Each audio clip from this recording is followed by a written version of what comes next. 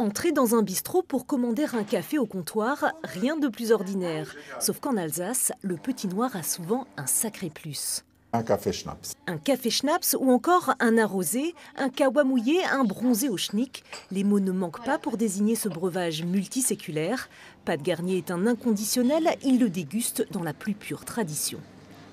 Coup de café, un coup de Schnaps, et après on mélange tout et on boit. Ah, c'est bon.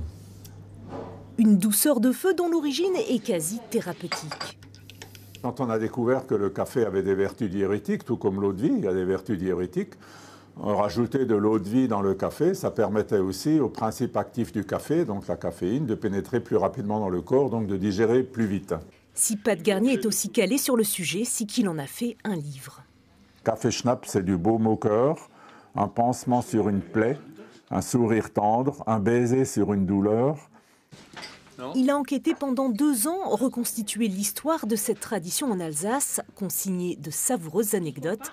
Avec l'aide d'œnologues, il a même déterminé la meilleure association pour une parfaite harmonie des arômes.